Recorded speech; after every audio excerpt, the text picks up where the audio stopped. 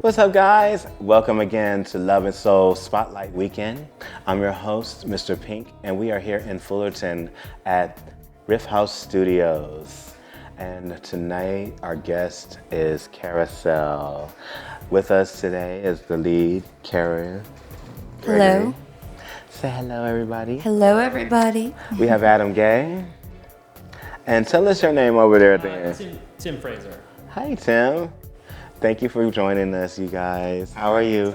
Doing great. Good. First interview. A It's little Friday. nervous. It's feeling good. You know, it's beautiful weather outside and stuff. You know, usually we actually do our show in Santa Ana, and I was gonna invite you guys there, but I was like, you know what? I remember coming to Riff Haus months and months and months ago. It's almost been a year that I've been here the first time, and when I came here, I met Adam first, and you, Cara, was at our first.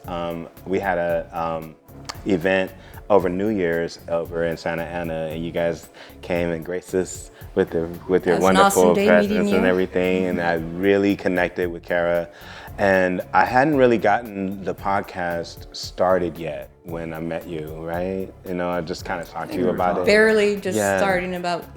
We hadn't even found the studio yet, so now we got the studio. We painted it up, and we had one band, but we've done a few episodes. You guys are the first on location episode that we're doing, which is actually the format that I want. For Such an honor. Thank you. And you also another first is you are our first female on our show, and I think that is a wonderful thing because being LGBTQ spiritual is our nonprofit.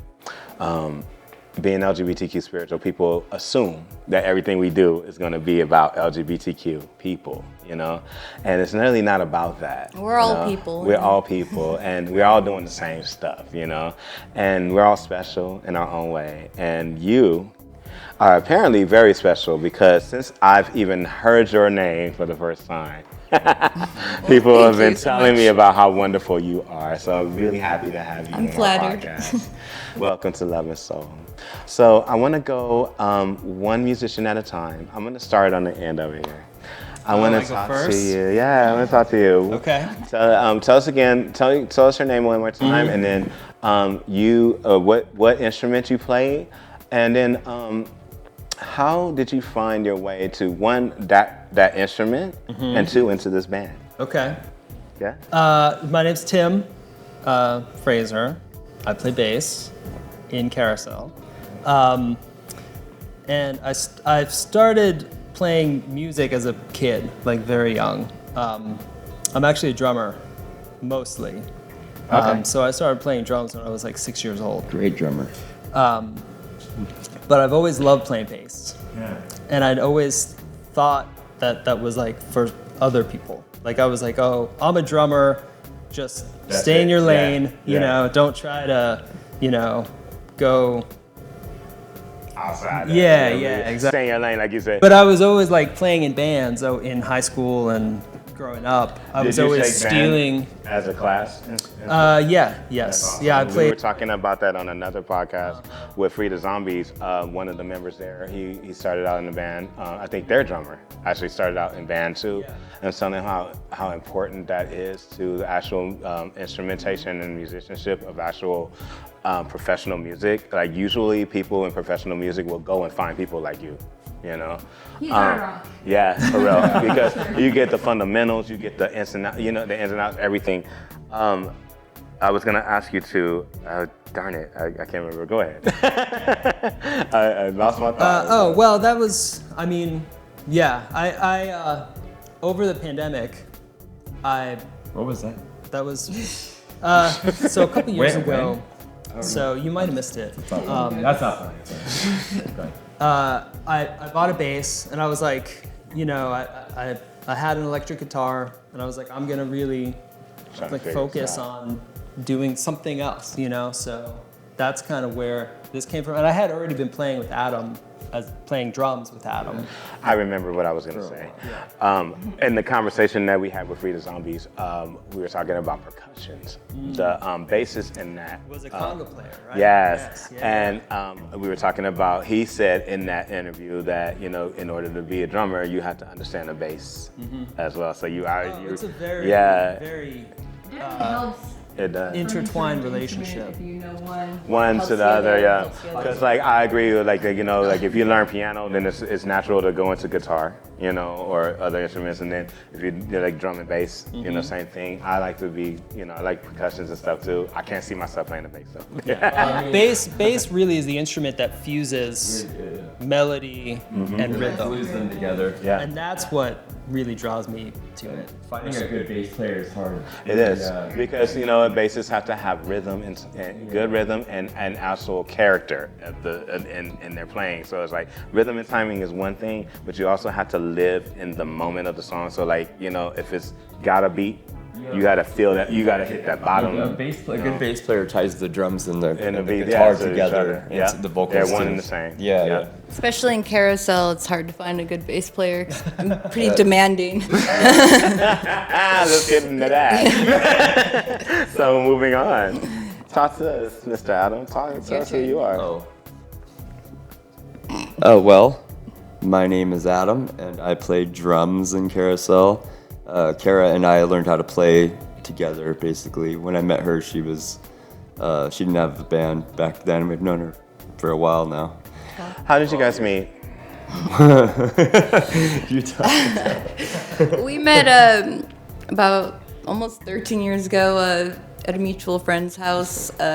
I was in desperate need of musician friends. I was pretty much playing by myself for the past 10 years, and I just started asking every new person I met if they liked Nirvana, trying to find like-minded musician people. A lot of no's. I actually surprisingly got a lot of no's, but Adam had the best answer.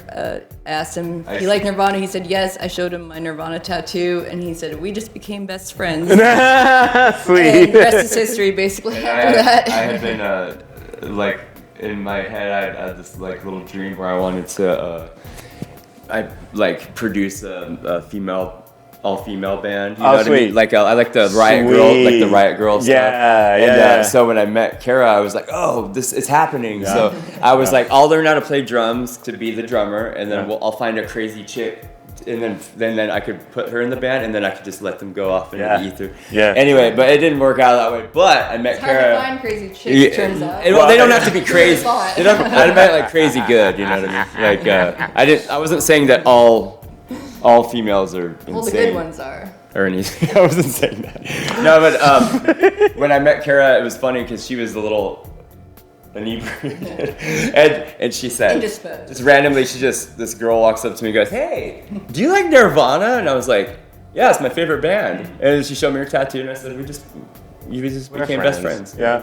So that was it. That's awesome. And then we started jamming little by little over the years. And Thanks, man. That's awesome. Cara, Hello. hi. Nice to meet I you. really don't know how close to hold this or not. Oh, don't worry about Okay. it. We'll figure it out.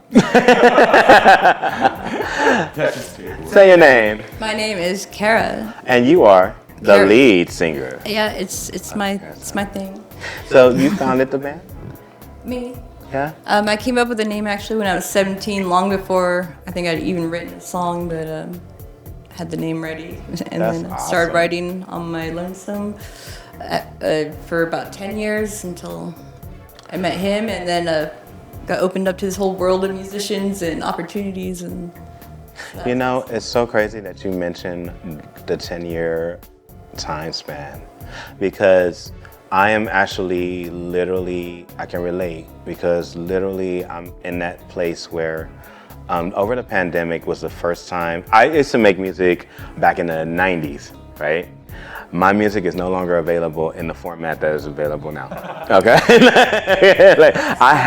People always say, will you have music? You're like, I do, but it's in ADAT. You know what I mean? It's in ADAT. I don't know how to actually. I don't. I don't own it. That's the other thing. Back then, it's in ADAT, and you got to go find them. But could you?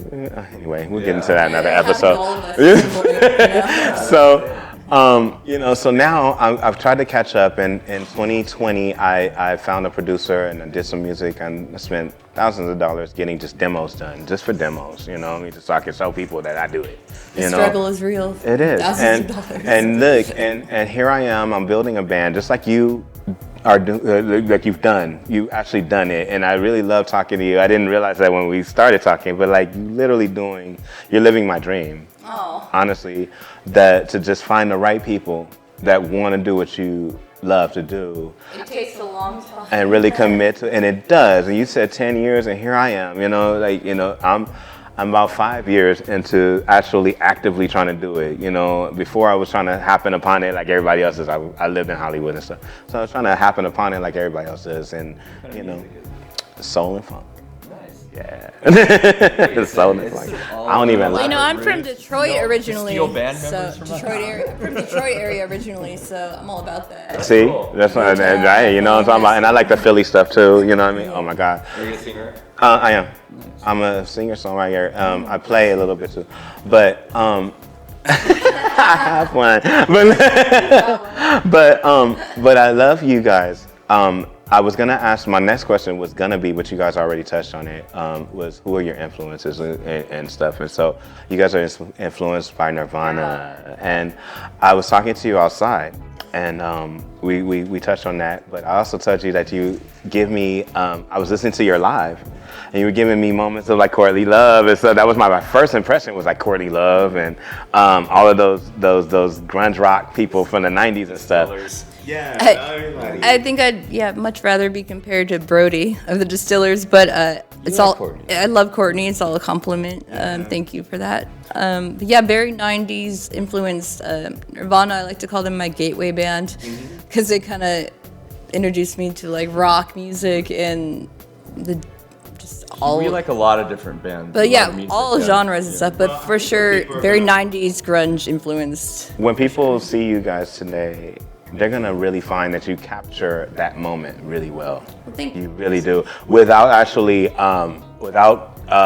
covering or no. Well, that too, but without trying to, but also without copying anybody or anything. Like you're super original. So I'm gonna put that out there. Like no, you are absolutely your own entity, but you absolutely bring me back to that time, and it's so interesting about the times that we live in right now, politically and otherwise, socially and stuff.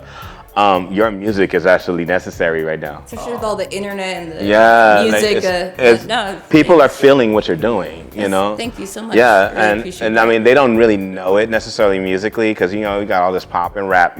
Pop and rap are like dominating everything. You can't even Beyonce can't even release a country album without somebody saying something. Taylor Swift's kind of killing it though. She is killing it, like hands down. But, the thing about what you're doing is this is the emotional stuff that real people that are like really living that moment and those issues, those subjects and things like that. Your music behind it, you guys behind it. We're living in there. Are actually, the actual instrumentation behind it actually speaks to what we're going through right now. That was the whole thing about the 90s was like we were actually in a place where we were not happy with what was going on. The riots were happening, we were at war and stuff like that. That's the best compliment I think I've ever gotten. It's commentary. Yeah, it's awesome. Thank you. It's awesome. Yeah, that's a lovely compliment. So, thank you for watching Love and Soul. We'll be right back.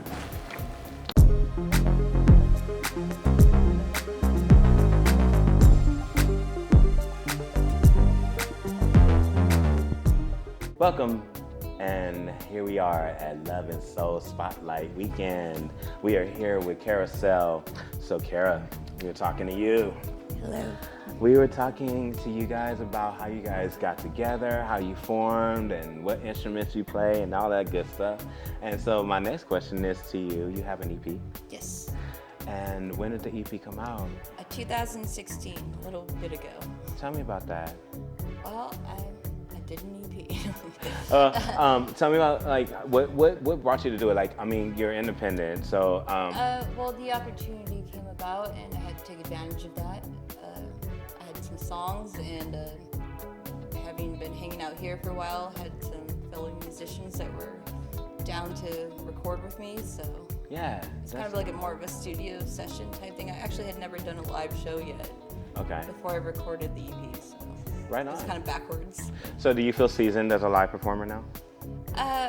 Getting there. Yeah, I'm getting yeah. there. I don't know if anyone really ever does. But And you guys will get to see Caracell right now. I'm so excited for you guys to see them, and you guys did a great set for us. Like Thank you. I watched you guys on YouTube, and I want to talk about two things I noticed about your music. First of all, I was talking to you outside, and we were talking about the EP, and I was telling you how your vocals on the EP are so different from what you do now. a little more polished. Yeah, and I was saying, well, polish is, relative. You know what I mean? It's relative. But they're different. They're definitely different. There's a definite contrast in what you do now as opposed to what you did before. And it prompted me to ask you which one came first, the EP or what you do now. And you told me? I would say the EP was first. I was still kind of finding my voice, so to speak, or my comfort zone. It's easy at first, especially maybe as a female, like you want to sound pretty or like more like a certain kind of voice. And but my influences being like Brody from Distillers and Nirvana and stuff. It was a struggle to kind of reach to the kind of not giving a fuck point and just kind of belting it out, like whatever comes out is who you are and what it is, so take it or leave The it type EP's really thing. polished. And Yeah. It is. It's very I don't neat. think she found her. I hadn't found my Or like voice a quite Greg- yet. Her actual self in Or at least music. Do you like both of them? I love both of them. I love them equally for different reasons, And like I said, like I feel like you found your voice now. Thank you know, thank you. and that's what Takes made a me. minute. Yeah, she's figuring it out. What prompted me to ask was like, when I heard them both collectively, I told her I listened to the live stuff first, and I was like, oh, she got that Nirvana. I said it. I was like, she got that Nirvana sound. She reminds me of Courtney Love and all of that time. Not just Courtney Love and Nirvana, but just that whole 90s era. Yeah, that whole Yeah. era. It's not, and I just want people to know that that's what I mean when I don't want to box you into that necessarily, but there's a whole Well, there's movement. a big, huge influence. Yeah, it's a whole movement that happened that music belongs to, and you belong in that movement, and that movement is relevant right now. Super relevant right now. We're at war with people. People are changing constantly every day. Teenage angst is And making a stuff. comeback. You have people who are committing suicide. One of our, we have a. Yeah, me too. I know. But honestly, everybody is going through something right now, and you have a way of naming your songs that I noticed. It's interesting. Spin Cycle is my favorite song. Oh, thank you. And I like it because the way you performed it live on YouTube, the live version that's on YouTube, I love the change in the time signatures. Oh, that's You know what I mean? There's something Thank you for noticing. super dope about the way you guys change time signatures all throughout, and when you did it today, it's different. That's because I'm a shitty drummer. It's a very tricky. The way I write is very not fair to the. members of No, the I have to band. agree with you on that. It's not fair to I have them. to agree with you on That's that. the good thing about her not, when you're green or when you're first starting out, she has an untrained musician. But it's will write things a certain way. Yeah. That's kind of odd, but it's also for me, and I know for you, it's like it's kind of like exciting. because Yeah, it's it's a challenge. Instead of a It's right a turn, challenge, it's going right? left, and you're like, And oh, it's okay, actually yeah, something that I'm yeah. learning. I learned from you right now. It's like not be afraid of doing that, honestly. Because Well, I always heard, I've heard people say like taking music lessons and stuff like that, like you're influenced so heavily by whoever By the the lesson. teacher is. Yes, exactly. You're kind of like trained to, and then also following the rules, like this chord technically goes to It's this a chord box. or to this It chord. goes to the box. theory. And I'm, Like music and like I tried to ignore all that and just like go by feeling. No, you know what? I agree with you, and I love talking to another singer about this because you know what? As a singer who also writes and produces music and stuff, you have to not be afraid. Like I learn stuff to an extent. Like I'll learn a piano until I get it right, and then as long as I can create on my own, then I got it. I don't want to learn every little in and out. First of all, it takes too much time, and then second of all, then I'm in that box. I'm either in the classical, the jazz box, the rock box, or You know, the R&B boxes, if I do it on my own, I can just do whatever I feel in my head, in my heart, and put it out there that way. But, you know, the thing you learn with time is you're a musician. You know, there's certain things, there's certain laws that you do have to go by. Very good point. There are certain There's things certain you laws, have like to. time, tempo, and you know, and Not learning your craft is not something I'm advocating, but like that there's definitely something to that. The people that go to school for music, good on them. Because I feel like it just makes you have a better and a more efficient conversation. Like You can write a weird song that's not normal faster if you have the basic knowledge. You know, it's also too, and also actually advocate for mixing the company. So I think that what doesn't happen enough is that you don't mix people with music theory, you know, with people who play by ear enough. Well, I feel like like, you know what I mean? Like if you mix the two, you get more creative and more, like you just said, like more exciting projects. Well, you know what right. I mean? Variety is the spice of life. Variety. But also, it is good to learn to go to school for music. No, absolutely. Because then when I'm with real musicians like him or whatever, and he's Let's put that in no, okay, well, he'll be showing me something in the vernacular, everything I know of. Yeah. It's when you go to school, you know how to have a conversation it's with just- someone it's- and explain it to them where they Language. understand. It's really just a way to describe. That is. So Right. we have a common language Yeah. of what we're talking Yeah, about. that's Like what if you you're learn in looking at music a theory. painting, you know, everybody knows green, red, and blue. Right. You know? I Right. don't know the strokes. But you don't But- always know. Not everyone knows, oh, you know, that's a minor third, not a major third. Right. You know? So it's just a way to You know, like you said, that was a great example that you used. You know, a painter, you know what the canvas is, you know what the palette does and everything like that, but you don't know that every brush does something different. Right, sure. You know, every paint type has a different effect. You know, you do watercolor, you do glow, you know, everything has a different effect. You can use them all on the same canvas, but they all have a different effect. And that's what you learn in music theory, is the language of music. Right. You know, if he asks for, Communication. if he asks for a It makes third, you know magic exactly happen what it is. faster. Yeah. If he's asking for a tempo structure, you know what that is. And that's what makes a difference in between, you know, professional, you know, touring music rather than just Right. But at the same time, I also I don't think people should be discouraged if they don't have that education. Because like I didn't, and I just went for it. Absolutely not, because that's just called art. Art. It's called I think artistic ultimately expression. It could be it's just about as good expression. though without. It's called artistic expression, and art is a relative thing. You know, one person's art is another person's something else. You know what I'm saying? You know? And so, you know, depending on what you put into your art will give you. And the other way around, too. Exactly. Yeah. Exactly. Somebody's trash, somebody else. It's like if you want to go forward, you must first go back. If you want to One go of my left, you must favorite first go things forward. about music is that ultimately there are no really rules. No. Like anyone can do it. Any way, Unless you're in an Any orchestra. way you want any way to. you want, any way You know what's so want, funny? it happens. The way you brought that up too is like, you know, with people with beat, we're in a beat culture. You know, everybody is purchasing beats, which I still at a loss. Dude, we make beats all But day people long. that, like, I'm just saying, I love live musicians, so, but I understand the beat culture, and in beat culture, you know, somebody gives you a beat, and you create around it and stuff, and it makes it easy, you know. Artistic expression is hearing a beat and expressing it to somebody and building on it, and then it turns into a song, you know. Yeah. There's nothing like that particular way of doing it, and you can do it whether you're educated or not. You know, and that's why I'm an advocate of mixed company that way. You know, if you put one educated person in a room full of by-ear people, you're gonna have a good time. You're gonna have a good time, honestly. That's for sure. Real shit. But what you were just talking about, you're saying, So was the EP done here? it was recorded here. How do you say that? Isolated? Did each thing isolated? It was done. It was tracked. It was Tracked and recorded. multi-track recording. It was Really? done very much like, you know, professional. Like, Back in the old days. no, like it was done properly. You know? Nice. Yeah, it was done well. Let me ask you a question. Do you do your vocals all the way through?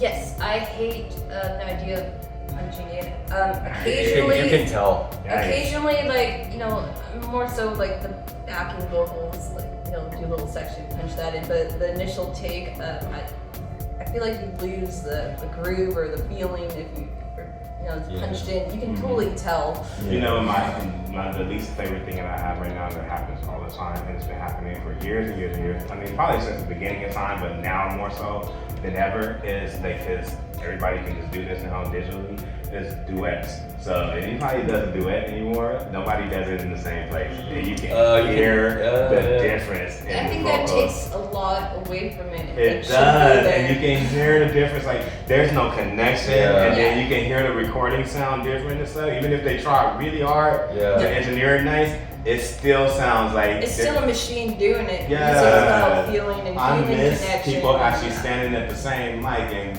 breathing all in each other's face. Sharing one microphone. Yeah, having do to it smell all each right. other's breath. Yeah, it's awesome. We sometimes will do the Zorro song. We'll duet that one. Remember? Do the Zorro. Well, how's it I going? had an obsession with this song when I was like We in can't sing it 7th because we'll grade. get copyright. I don't want to. The Antonio Banderas. Yes, I love that. But yeah, his music is about feeling and being yourself and being not doing it for anyone else or any other reason than you want to do it, what you're feeling like doing, you're doing it. Because life is hard and sometimes you want to yell into a microphone. And I heard that, and she yells good. It's yeah. I like it. Yeah. So, in a minute, we're gonna get to see Caracell, and thank you again for watching Love and Soul Spotlight Weekend. We're gonna talk a little bit more with them in just a moment. We'll see you guys. Let's go to the next one.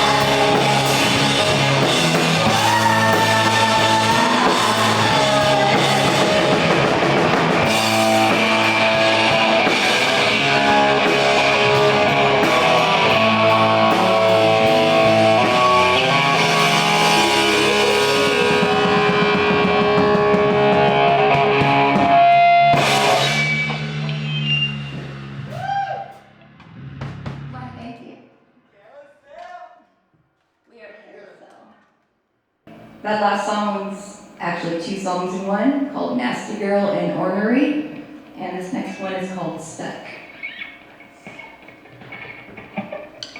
So here we are again,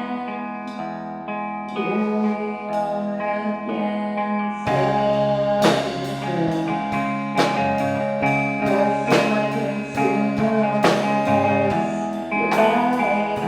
you're right, you're goddamn fucking right.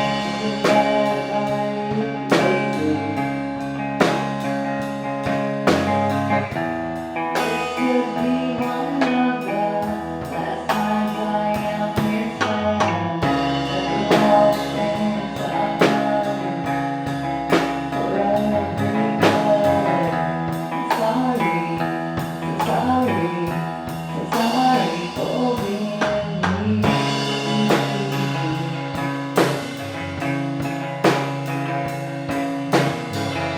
This can't be my fault. This cannot be my fault. You all these things gotta be taken. I cannot take it. I cannot take it.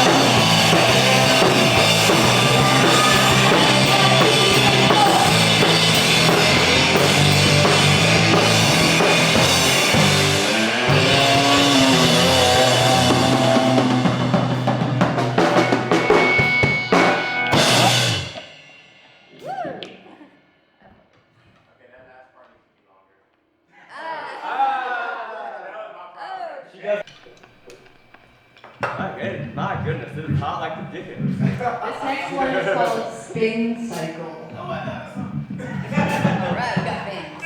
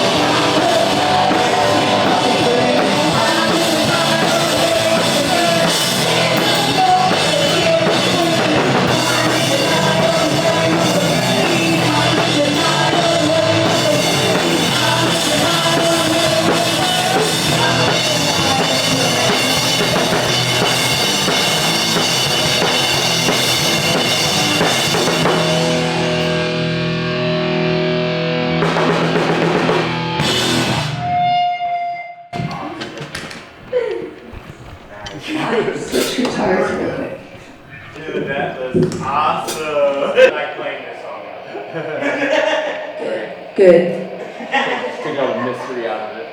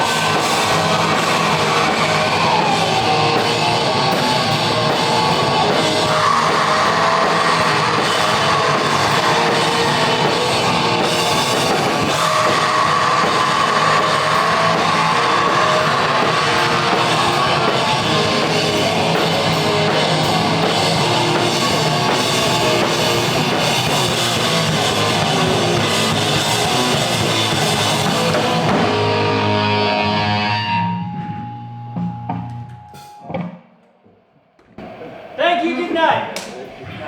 We are Caracell. My pleasure. Oh my god. You guys did great. Thank know you're sweating your I know, it's hot. Welcome back to Love and Soul Spotlight Weekend. I am Mr. Pink, and we are here with Caracell at Riff Haus in Fullerton. Say hello, guys. Hello. You guys gave us a great performance. Thank you so much. Our pleasure. It's been a wonderful time visiting with you guys so far. So I'm going to turn my attention to Adam this time. Hey, Adam. Hello. How you doing? He's over there playing the drums. I'm You good. have a band of your own. Yes. What's your name? What's the name of your band? Morning person. All right. And do you also play guitar on that band? Yeah, it's a trio usually. Right now it's a duo. We're down a member, but Tim and I have been playing for quite some time actually. Yeah. I used to be in a band called Goodbye to Sunlight that was together for a while. We did 2 albums. Back in the 80s. Back in the 80s. Wow, you've been playing. No, I would have been. No, That band was like 2006 to 2000. I don't know, more years. I don't know. No, it was a chunk. But we had it was an independent thing. But we have stuff on YouTube. But this band, it's Tim and I, and he plays drums. I play guitar and I sing. He does backup vocals. Sweet. So. Great Maybe job. you'll let us come on and play in your show down the road. Done deal. You're all. Done deal. Nah, you can't play. That's okay. I get it. I got you. I met you the first time here at Riff Haus, actually. Adam is a friend to the show, even before we even had a show. And we came here with I'm calling them my band. It's like my unofficial band. She's So Heavy. We came in to rehearse here, and Adam was like, "Hey, Gil and She's So Heavy, what's up, guys?" Yeah. We came in to rehearse, and Adam, was our host, and he also came into an event that I had over New Year's. You guys haven't seen yet, but we're gonna actually we'll put in a couple excerpts in and stuff. We had Accepting the Aftermath there. She's So Heavy played there. It was a great night, and that's where I met Cara as well. And this is a wonderful experience all together, just to have. It was like a conglomeration of different artists from Santa Ana, like different types of artists and different. Beautiful night. Lots of A connections. really awesome night. It was like a great gathering of people and stuff. And what I realized that everybody had in common was this place. Yeah. Can you tell us a little bit? Can you give us a little background about where we are? Sure. Well, about Riff Haus. About Riff Haus. Riff Haus is a pay by the hour rehearsal studio and recording studio. We've been here for 20 years, and my band used to rehearse here. I was a customer. Okay. And then at some point, I helped them finish some of the rooms, because I was kind of handy back then, still am. But no, I ended up I was in between places, business or work or whatever, and I ended up helping out here, and I just never left. And now I'm one of the owners. That's amazing. Yeah, Congratulations, by the way. So thank you. We've been here for like 20 years, Fullerton, California, and luckily we're a good in-between spot for a lot of bands that are getting together. I think we kind of lucked out. A lot of studios have closed over the years. Over 20 years, I'm pretty sure you've had some notable people come through here. Right? Oh yeah, lot of great musicians, a lot of great bands. Some people know about, some people don't, but that's how it goes. A lot of music videos have been filmed here. Los Lobos, they rehearse here before they go out on tour. Sweet. The Addicts, you name it. DI, Agent Orange, a lot of Fullerton, Orange County punk rock royalty rehearses here. Nice. Steve Soto before he passed, all the Agnews. Casey Royer has been through here, and Mike from Agent Orange. I sound like I'm name dropping. Just a lot of people have been through here. A lot of great musicians. No, honestly, I asked you to do it because I have a lot of musician friends who are all over the place. They're spread out everywhere, literally. And I moved to Orange County from Long Beach, and so I have a lot of friends in Long Beach. I'm gonna name drop a little bit. One of my favorite friends is a band called Heavenly Trip to Hell, and They have a show called Road Dogs TV out of Long Beach, and they do the exact same thing that I'm doing right now with you guys. And they do it in Long Beach, and they are responsible for many businesses as a result of what they do. Like just like we're doing here, you know, they find people with talent and they grow that talent into something just like you are an owner now, right? You know, you started out just a player, now you're an owner, and they do the same thing for people, and that's a beautiful thing for people to see, that you can take any amount of what you do and grow it into something meaningful. And I think that's wonderful that you are a representation of that. Yeah, I'm good at niche. Yeah, I'm good at what we do here. You know, I'm good at it. And like camaraderie in the bands and everybody that comes in here, we all have a good rapport, and I make a lot of friends. You have a great, you do have a great attitude, and that's one thing that I noticed about you from the moment I met you. And I actually said on, this hasn't aired yet, but the last episode that I aired was about education. And you actually mentioned about that earlier and stuff, and I'm glad and I'm very proud to hear that you actually, you know, we have a lot of good kids, a lot of students that come through here, and I'm very proud of that. They choose to come here, and Cal State Fullerton's right. And one of the things that I was saying in that episode was that, just like I said with you, like, you know, there are many aspects of entertainment. You know, that somebody has to make the costume, somebody has to build the set, somebody has to tune the instrument, somebody has to do that. There's a niche for everybody. There's something for everybody to do. Somebody has to drink the booze. Yeah. Somebody has to get it. Somebody has to get it. I'm just kidding. We don't have drinking. But, somebody has to watch. You know what I mean? Somebody has to repair all the guitars and amps. Somebody has to separate the M&Ms. And fall off the stage. Oh yeah. Oh, somebody has to get the blue M&Ms. And then, but mostly somebody has to repair the equipment and He also does that. and fix the everything. But honestly, there's always a tuner. There's always somebody that's talented at something, you know, and it comes to entertaining and doing this business. Usually snarkies, is that what you said? I'm I sorry. said something No. about a snark. I didn't think it was good enough. No, it's okay.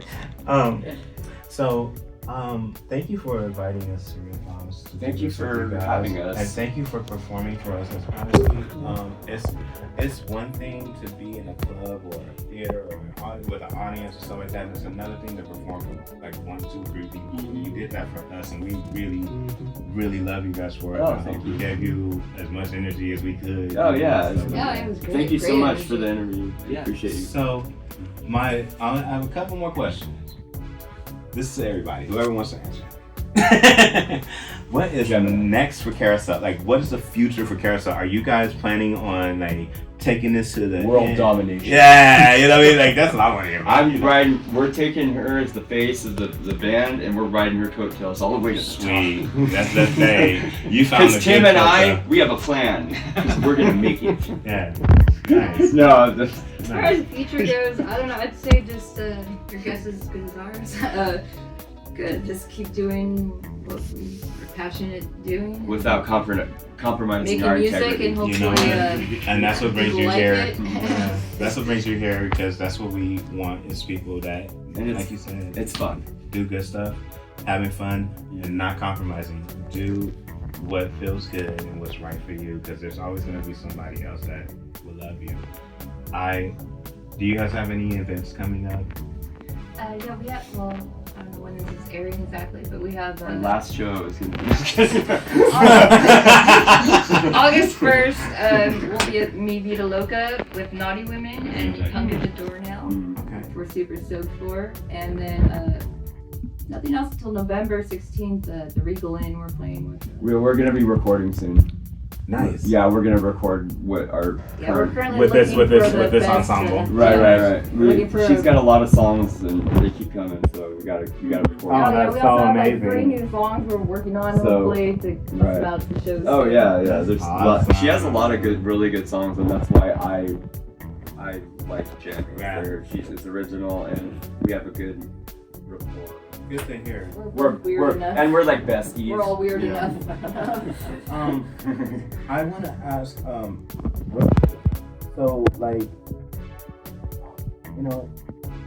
a gentleman. and you. Go ahead. Social impact. But I do want to ask, as artistic communities go, you guys are very integrated in this in Orange County and stuff like that. Mm-hmm. Are you in other places as integrated? Like, are there other local areas that you guys are into? Is there anywhere that you want to go? Like, is there anywhere you want to go and dominate? All over. We'd like to go. I'd like to go to Japan and Europe and stuff like that. South America. So you do want to go? Yeah, because I think that rock and roll or rock in general, punk, whatever, alternative, it's still very well received and it's like really appreciated in those places. Absolutely. Like how the Ramones would they used to play, theaters here, but they go play soccer stadiums and people follow them around like the Beatles. Yeah. But I think that alt rock and stuff like that, there's a lot of fans in other countries that really appreciate. Donna Summer, that's not rock, but Donna Summer, she did rock, really well here. She did really well. She is a rock star. Mm-hmm. She did really well here, but she went overseas and people. Right. She was like Michael Jackson. We're like professional wrestlers in Japan, and we do very well. You know what I mean? Everyone does well in Japan. Yeah. Right. So if you actually found yourself in a global reach, yeah, what is the impact that you want to have on, maybe not global, even if it's a local reach, but what kind of message do you want your music, how do you want people to be impacted by your music? Well, for me personally, I'd say, kind of like what Nirvana did to me, I think. The hope would be just find, even if it's just the one person that is a little different and falling through the cracks and feels out of place, if they can hear the music and be like, oh, someone else feels the same way. Yeah. Like, that can be huge in someone's life, and could save someone's life even, so I'd say just if one person feels a little better or less alone, then that's good. Goes back to what he was saying earlier. You were saying, or I don't know if it was earlier, you were saying that if people can, it's real and people can vibe, or they can connect with each other and see how we're not all that different, you know what I mean? And because everybody has feelings like that, but if people, you can empower people and get people to like express themselves and it's therapeutic, stuff. Keeping it original. Yeah. Because there's always gonna be someone that maybe feels alone, and if you just make it shows that a little girl can pick up a guitar. Make it feel like somebody's listening, or that somebody else. If everyone was doing everything catering to the masses, then the people who are left there feeling alone, so if you reach those people, that's my greatest hope. Well, our mission with G Sharp and LGBTQ Spiritual, which is my nonprofit, our mission statement says exactly that. We need to bring people closer together. That's all we're here to do. And the way that you do that is to share experiences, share pain, share happiness, share growth, share all the truth.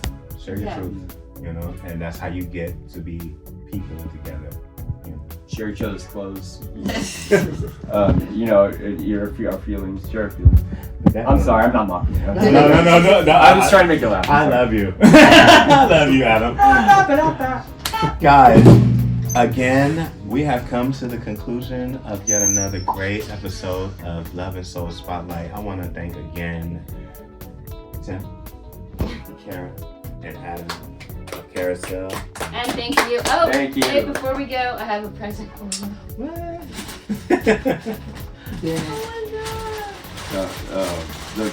Okay.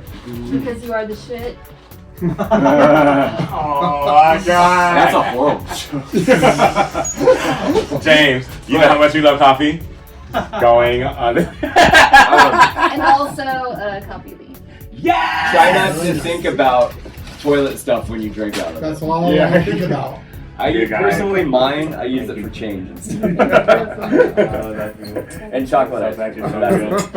Guys, pick up Caracell. Check them out on YouTube. It's online.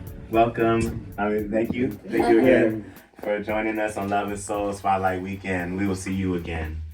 Woo! Thank you. Thank you.